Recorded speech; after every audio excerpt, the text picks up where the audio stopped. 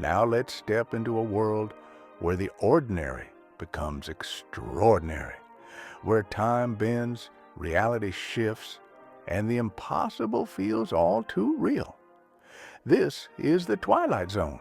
Originally a television classic, these radio dramatizations bring the eerie tales to life in a whole new way. Voices, sound effects, and imagination painting the scenes in your mind.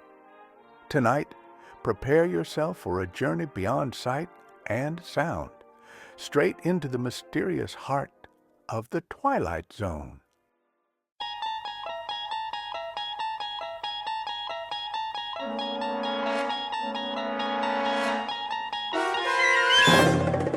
You unlock this door with the key of imagination. Beyond it is another dimension, a dimension of sound, a dimension of sight, a dimension of mind. You're moving into a land of both shadow and substance, of things and ideas. You've just crossed over into the Twilight Zone.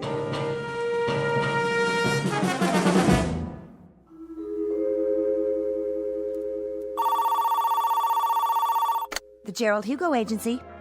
Mr. Hugo's in a meeting. May I take a message? The Gerald Hugo Agency. No, he's still in a meeting. Yes, the same writer. Please hold. Now get this, Mr. Hugo. If this one ain't surefire, I'll cut off both my hands. You ready? Champion of the world. Robert Redford, maybe. Harrison Ford. You want to make him younger? I give you Adam Sandler. I appreciate it. So, he's champion of the world. But he promised his girl he'll never fight again. He made a vow. You know, Mr. Hugo, like a promise. Real solemn. Here are the network contracts, Mr. Hugo. Thank you. But now, here comes the rub. Get this. The champion's kid brother has like this incurable disease that can't be cured, and he needs an operation like yesterday. Mm-hmm. Yeah, and the doctor comes to the fighter and he says, "Hey, man, you want like your kid brother should live or what?"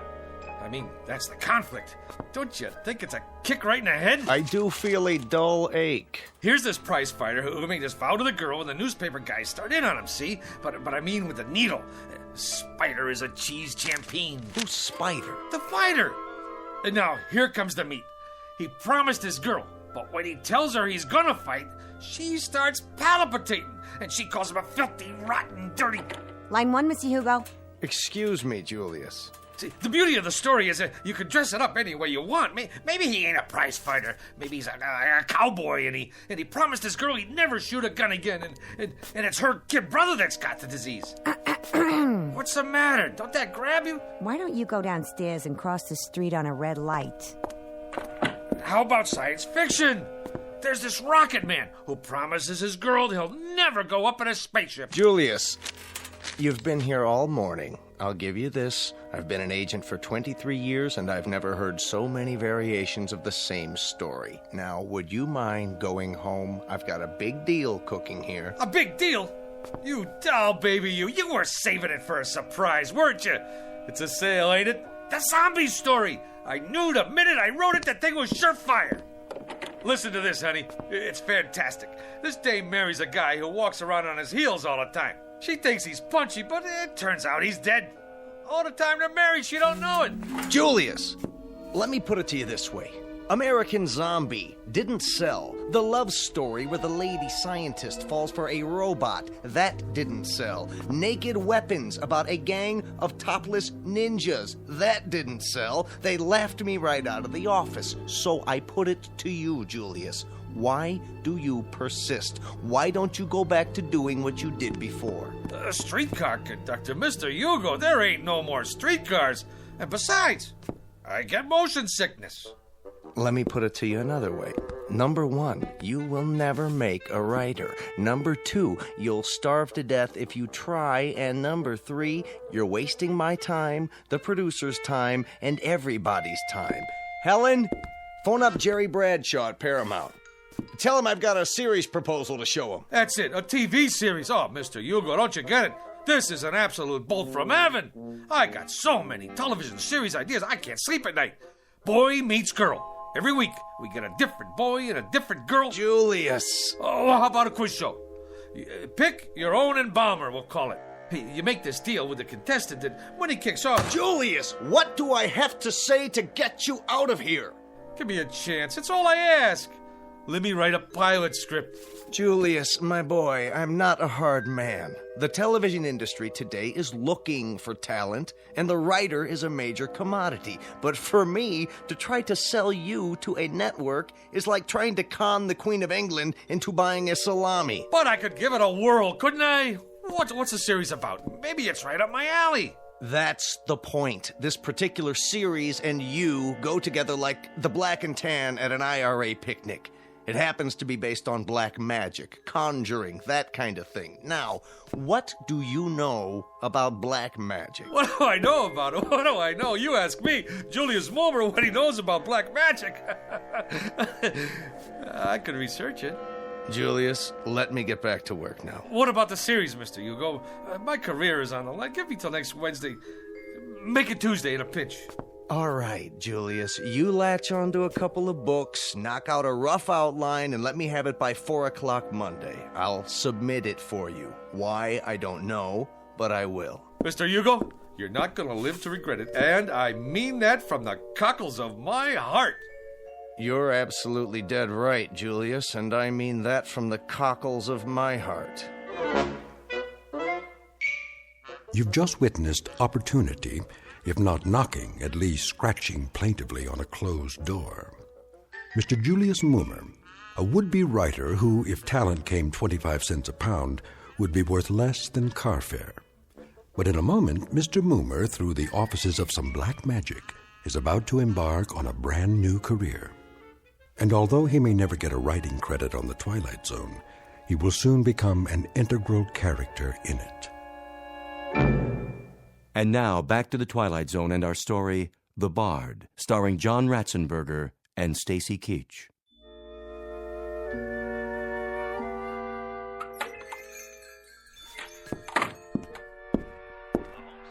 Hello? Anybody here? Yes. Hey, what are you listening to? The ball game. Oh, this is the Minor Arcana bookstore, right? Sure is. What'll it be? I have a special price on first edition Keats. Okay, show me a keep. That's a man's name, not a thing. And not a very uncommon name at that. There was a third baseman came up from Newark, played for the Yankees one year. They used to call him Beanball Keats. Yeah? Held the American record for getting beaned the most times. One time they were playing the Browns. That was when St. Louis had the Browns, and he got beaned 3 times the first 5 innings. Old Beanball Keats. You learn something new every day. Ever hear of a pitcher named String Bean Slattery? Well, Now there was a beanball artist. He could hit a batter when he was still in the dugout. As a matter of fact, he did one day. Hit a third base coach, played for the A's. Fellow named Lefty Mahoney. Old Lefty was just taking a drink when String Bean wound up and tossed one at him, right on the noggin. It seems there was a feud going on between them when they played for Binghamton in the old NYP League. Mahoney used to wipe the spit off String Bean's pitches. Mahoney was catching at the time. String Bean's father used to be an outfielder for Syracuse in the International League. I don't need no book about baseball. You don't? Oh, how sad. It's a wonderful sport, you know. Where were we? I come in about... Well, what I had in mind was... Yeah?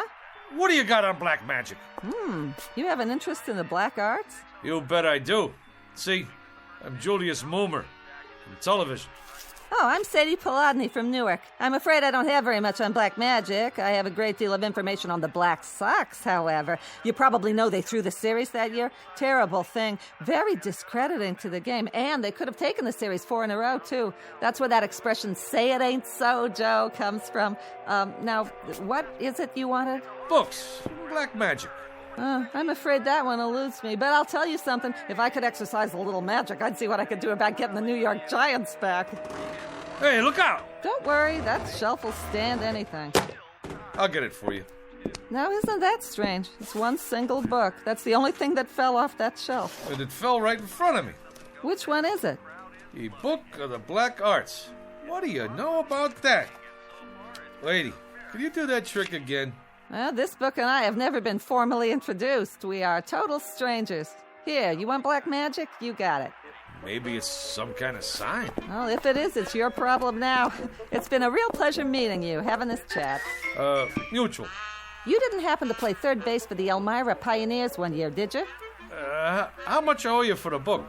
Nothing. Accept it as a gift. You're a wonderful ball player and a credit to the sport. It's been great. Now, bye.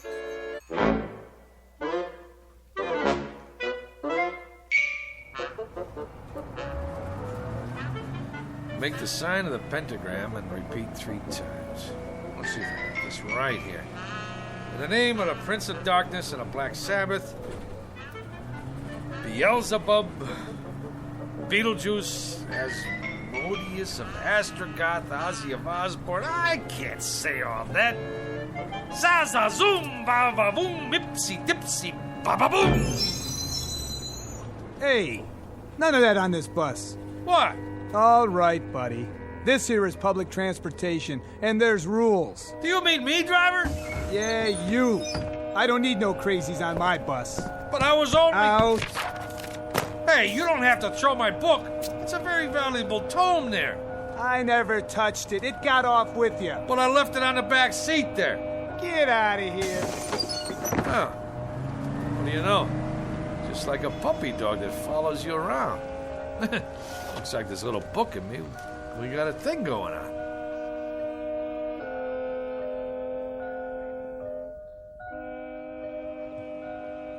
Seven times 7 be thy number, but 666 be thy fate. Yeah, right. It's all this mumbo-jumbo anyway.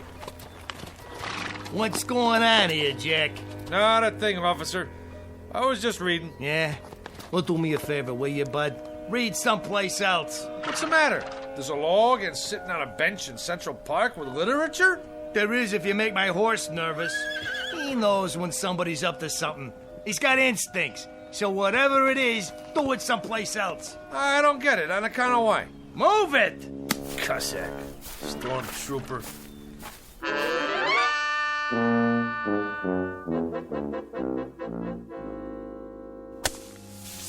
There. All right. Now I gotta draw a symbol in this here sand. Hey, Julius. What's the bit? What are you doing? Whatever it is, I wasn't doing it right. Magic schmagic. There's more here than meets the eyeballs. I've done everything it said, and nothing. Ye Book of the Black Art, being a step-by-step education in conjuring. So tell me, Faust, to what end? You don't dig? Cora, I'm standing on the threshold. I mean hovering. The only thing that stands between me and the secrets of the universe is 4 pages of Latin. Listen to this. The Black Art, consisting of necromancy, turgy, demonology, devilment, hoodoo, voodoo, conjuration, enchantment, spiritualism, manifestation, materialization, astral body and ectoplasm, mesmerizing, magnetizing, and fascinating. Like you name it, I got it. My mother isn't gonna like that sand all over the floor. Yeah, you tell your mother she should pay me for the privilege of having me in this building. Yeah, you may also tell her that out of 10,000 writers in this town, they pick the absolute cream of the crop. And who's that? Who do they choose to write a big-time television series of black magic? Modesty prohibits. Not Julius Moomer. In the flesh. Big deal. Go ahead and scoff. But one of these days, you're gonna scoff on the other side of your mouth, Tootsie. There's gonna be a big, long limousine parked down below with 2 Lazarian coachmen. Liveried. Huh? Yeah, that's what I mean. In uniform. And they're gonna rap on your door and invite you and your old lady downstairs for a night on the town with their boss. And who will you find in the back seat smoking a Cuban cigar? Modesty prohibits. Just as a point of interest, Julius, what are you doing? I'm conjuring, baby. Conjuring. Conjuring who? Who knows? I just read from this here book and I got all the ingredients. Well, most of them anyhow. 3 tufts of feathers from a falcon. Yeah, I got them from a pigeon. Sand from Egypt. Yeah, I got some of my sneakers from Jones Beach. 3 legs of a spider. I found me an ant. Well, anyway, what with a few improvisations, I got a spell working here. At least I think I do. When my mother finds out what you're doing to the floor, you better conjure up the Marines. You're gonna need them. Anybody ever tell you you're a dirty, rotten teenager? Why don't you go and take a cold shower? Go ahead, get out, or I'll turn you into a frog. Man, I don't know what's supposed to happen, but it better happen soon. za za zoom, alikazam, va va voom. Nothing. Shazam, ipsy dipsy, kakazoom. I need some help. By Monday, eh? Who do they think I am? Shakespeare? You called? Where did you come from? You summoned me, good sir. I did? Who are you? The face is sort of familiar, but hey, don't take this personal, pal. A guy should knock when he comes into a room, especially wearing tights and a collar like that. Hey, maybe down in the village, but not around here. Some folks take one look at you and have a coronary. Now me, I can handle this stuff. I'm hip, you know? Splendid. I'm pleased to hear it. Who'd you say you are? William Shakespeare of Stratford-upon-Avon in the flesh. William Shakespeare.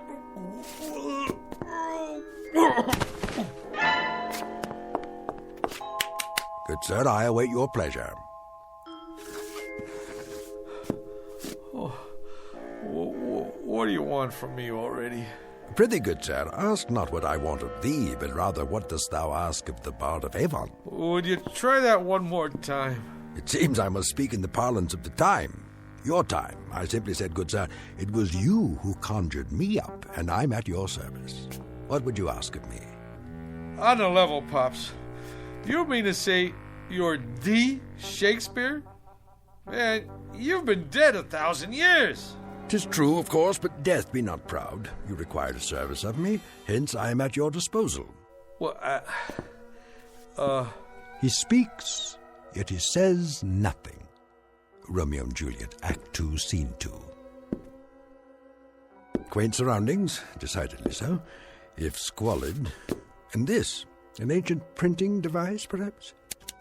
Yeah, that's my Underwood typewriter. I inherited from my old man. He used to write letters on it. You would ask me to compose a sonnet, perchance, a play? You have but to ask, Mr. Moomer, is it? You mean you could knock me out a couple of pieces? Good sir, you have but to ask. What nature of authorship would you require? Oh, I got me an idea, Will. You don't mind me calling you Will, do you? What's in a name? That which we call a rose by any other name would smell as sweet. Man, what language! Hey, Will, don't let anybody knock your stuff. You got potential. But here's what we'll do. You and me will collaborate. You knock out the rough draft, and I'll do the polish. Yeah. We'll start out slow, see? Just to get the feel. Something with star power, you know, like for Julia Roberts. Julia? Never heard of her? Where you been, pal? Never mind. Don't tell me. A comely woman, I take it. One fairer than my love. The all-seeing sun ne'er saw her match since first the world begun. Solid. I love it. Now you start writing. Anything. Maybe a twist on the old Romeo and Juliet thing. You know, like West Side Story. Oh, swear not by the moon, that crazy, crazy moon. Yeah, take it, booby. Right. If you don't object, I prefer my own writing instrument. A feather, huh? A quill pen, actually. Will, baby, I don't care if you write with your feet. Go, man, go. Create. I'll just make us some coffee. Gilbert and Sullivan, Rimsky and Korsakov, Lennon and McCartney, Moomer and Shakespeare. I like it.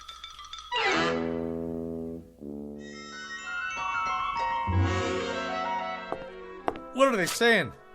I presume they're talking about your script. That's the point, honey. What else is there to talk about? The stuff is poetry. I don't mean if you can keep your head when all about you kind of guff. This here is class. It's downright Shakespearean.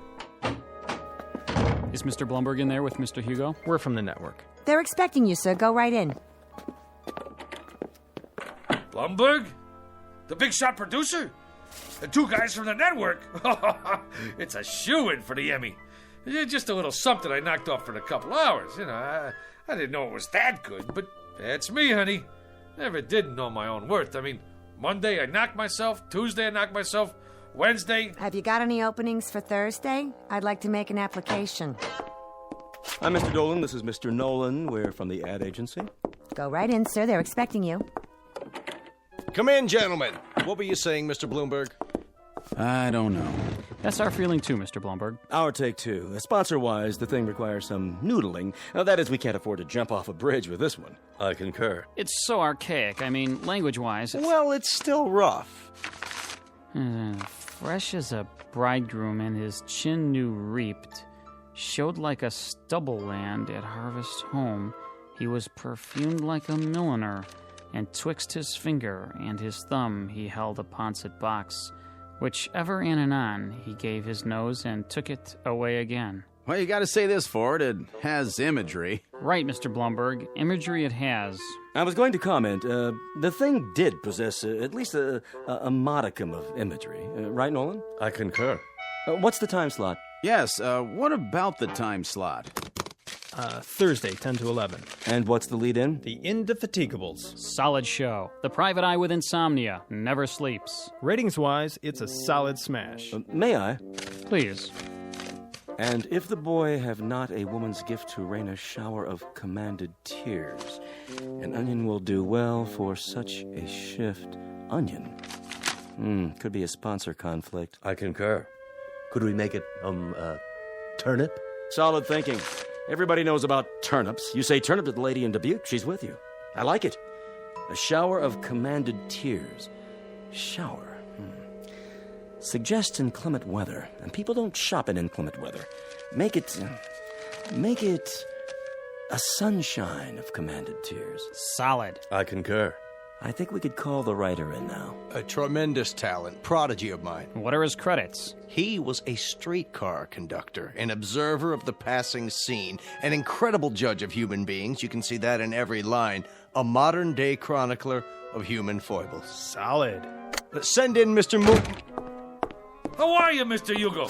Gentlemen, well, what do you think? Like literature, huh? It shows some promise. Mr. Dolan here represents the sponsor of the Shannon Classic Playhouse. The Shannon Food Corporation. You no doubt have eaten their products. Oh, endlessly. This boy is a Shannon booster from way back. Oh, man, that's the truth. That Shannon's onion soup, this I dig. We don't make onion soup. That's French in origin. We're an American firm.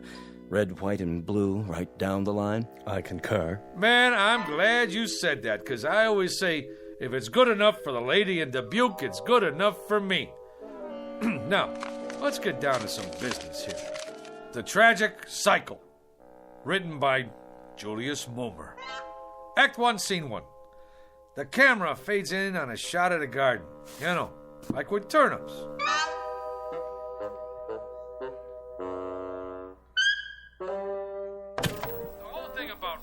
Is to stay in there and keep punching. It's like Keith said one time. All the time, keep punching, or you're done for. Hey, how about that, Will? Taped this show last night. You like it? Verily, a most impressive performance. Ain't that the truth? Ladies and gentlemen, welcome to this week's interview. Our guest tonight, Mr. Julius Moomer, that rising young author whose tragic cycle will be seen next week on this network's Shannon Classic Playhouse. Mr. Moomer, I'm told you've been writing for some time. You've come a long way. Yeah, it's like progress. Wasn't one of your early works in the horror genre a story about a zombie? Yeah, how about that? The fellow with a heart that don't even beat. Did he find love anyway? It was a little too controversial. That's why it didn't get on the air, you know. But I'm always trying to tackle controversial stuff, you know, pushing the old envelope. What about your TV pilot script, Mr. Moomer? A situation comedy involving a billionaire. Just plain Trump. Yeah. The whole thing there was, we're always seeing stuff about typical guys and their typical wives and kids, you know? Well, what about the big shots? I mean, like what they call the rubber barons. Just because you're healed, that don't make you inhuman. Some great stuff in there. The idea was, can a fellow who makes $9 million a day find happiness in a small mansion? I mean, he's entitled. Of course, a writer now, yeah, he's got to suffer. Like, I remember sitting in that cold attic night after night with hardly enough strength left to dictate, and some little voice inside me always kept saying, "Go, Julius, go, Julius." So, I went. Truly inspiring, Mr. Moomer. That kind of got me. Right here. I, too, felt a twinge of a sort. I believe I've finished this last sequence, Mr. Moomer. Yeah? Let me see. Uh-huh. Uh-huh. You know something, Will? You got a real thing with words. It comes from working in an attic, Mr. Moomer. A little voice deep inside me keeps saying, "Go, William, go." I like that. Anyway, can't you just see it? The Shannon Food Corporation, ta-da, presents The Tragic Cycle, written by, ta-da, Julius Moomer, from an original story by Julius Moomer. Additional dialogue by Julius Moomer. Lucky I'm so modest. A thing like this could go to a guy's head. They're already talking another miniseries, movie contracts even. Maybe a Broadway musical. Will, you don't look so good. Like a strutting player whose conceit lies in his hamstring. That's from Troilus and Cressida, Act 1, Scene 3.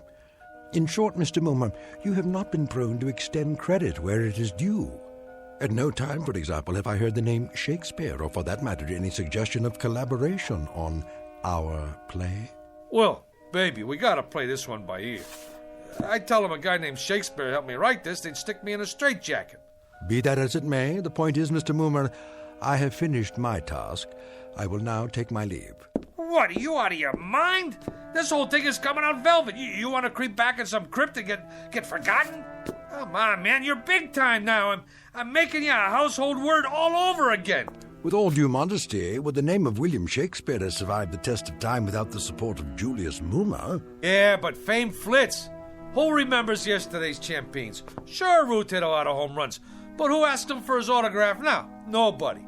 Nijinsky, that's pretty good, but who remembers her last movie? You did some right, but out of sight, out of mind. Shakespeare's dead, long live Mickey Spillane. Get me? My good man. You can't desert the ship. Now, what are people gonna say? That Fink who didn't have no gratitude? We got projects to do. Go out to Hollywood. Hey, the babes go crazy for guys with beards. I shall ponder it, Mr. Moomer. Till when? Till tomorrow. To date, you have not seen fit to invite me to any rehearsals.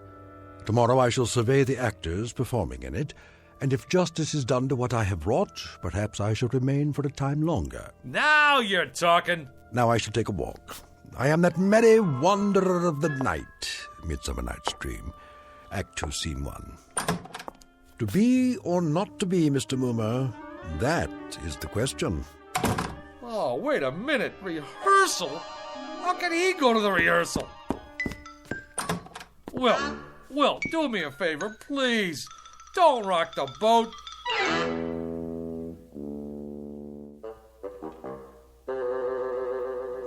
Comfortable, Mr. Shannon?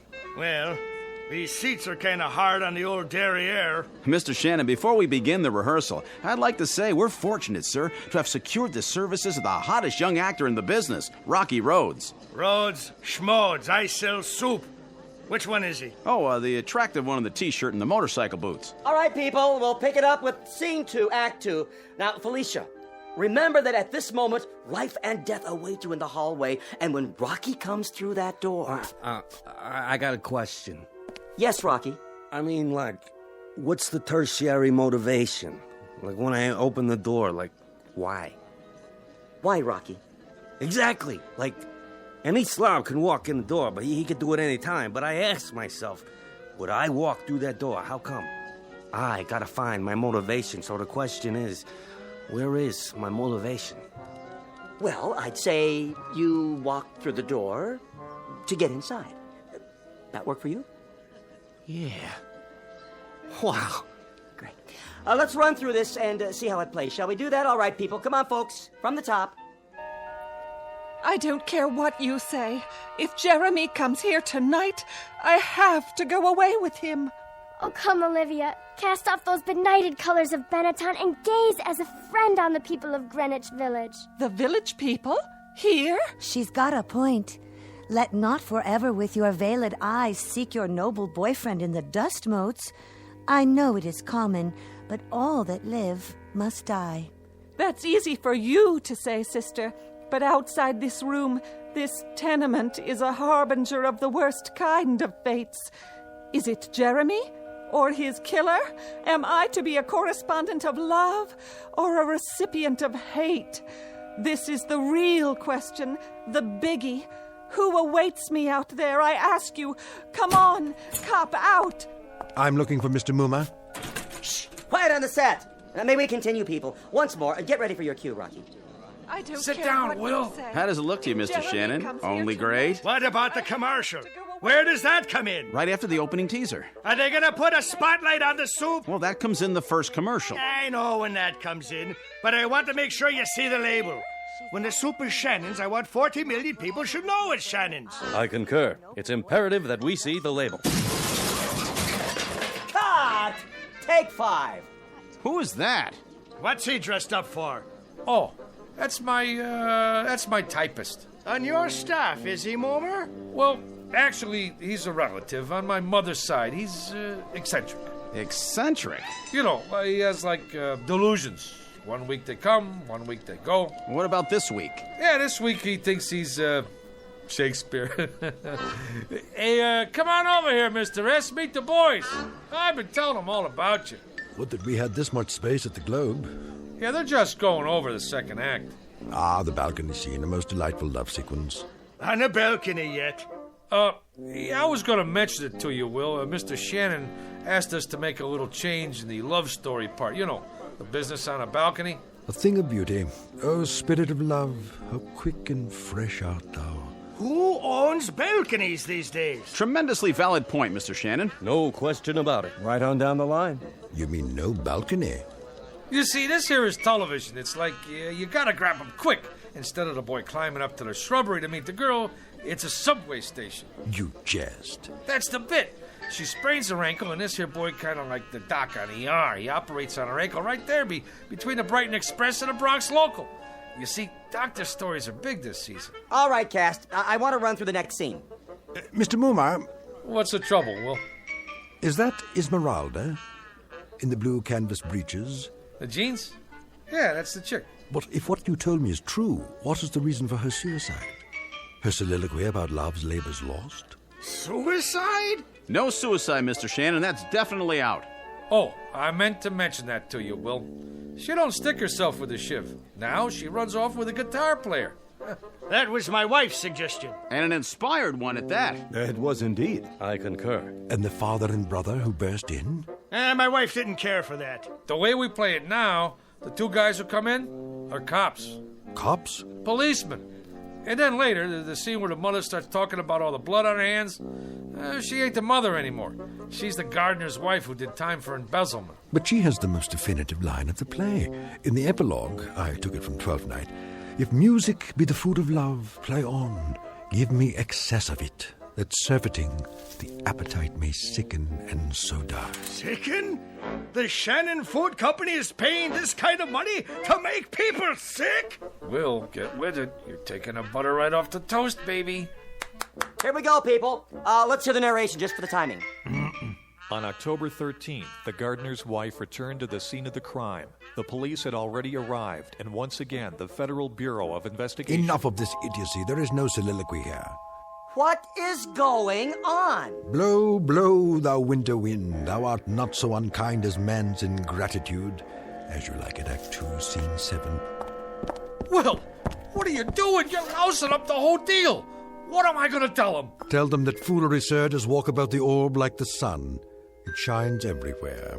Act 3, Scene 1, 12th Night. And you, foolish mortal, who could have covered himself with a cloak of immortality, who has succumbed to the rankest compound of villainous smell that ever offended nostril. To you, Julius Moomer, lots of luck.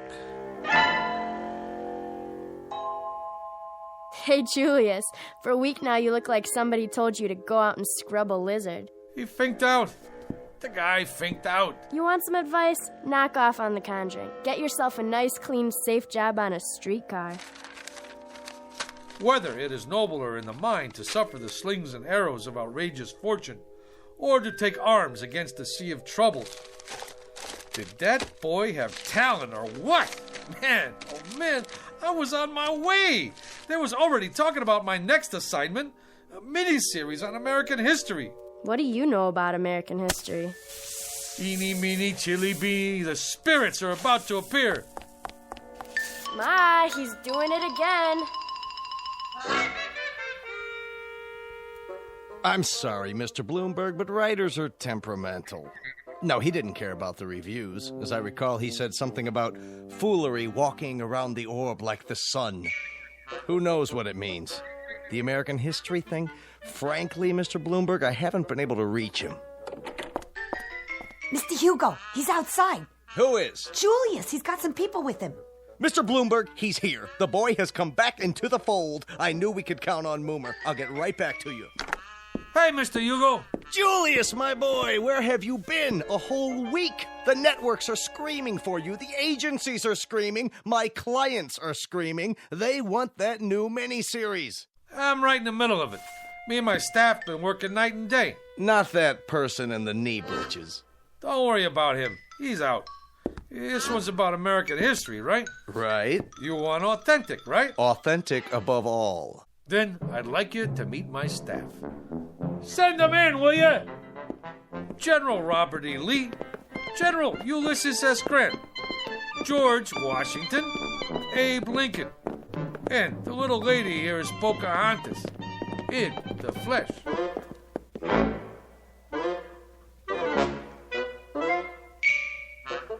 Mr. Julius Moomer, a streetcar conductor filled with desire for the special, if somewhat risky, rewards of authorship. And if the tale just told seems a bit tall, remember a thing known as poetic license in a place called the Twilight Zone.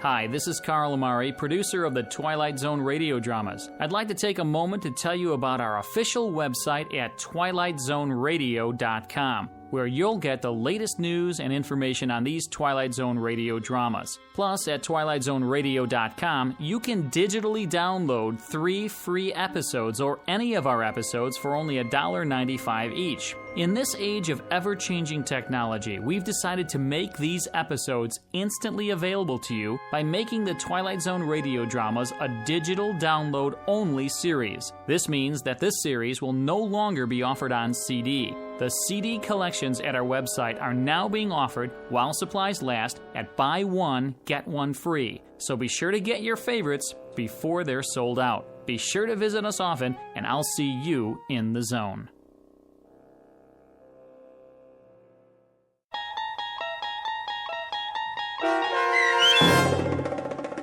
The Bard, starring John Ratzenberger with Stacy Keach as Shakespeare and your narrator, was adapted for radio by Dennis Etchison and based on a script by Rod Serling.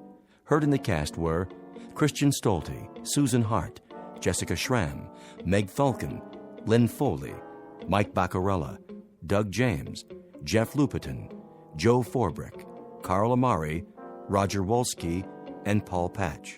To learn more about the Twilight Zone radio dramas and to obtain audio cassettes and CDs of these programs, visit our website at twilightzoneradio.com.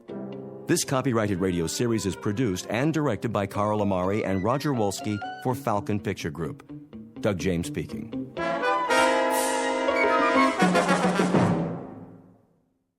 Well, folks, that's all for this episode here on Randy's Old Time Radio Shows. Now, bringing these golden oldies back to life takes no small amount of time and effort from our good friend Randy, cleaning up the audio, converting the files, and making sure each show has the best audio possible. If you've enjoyed the program and you'd like to help keep these classics on the airwaves night after night, why not consider a small donation? Every penny goes straight to supporting Randy's work and helping this channel stay on the air. You'll find the links down in the description below. And for those of you kind souls who've already given, Randy tips his fedora to you.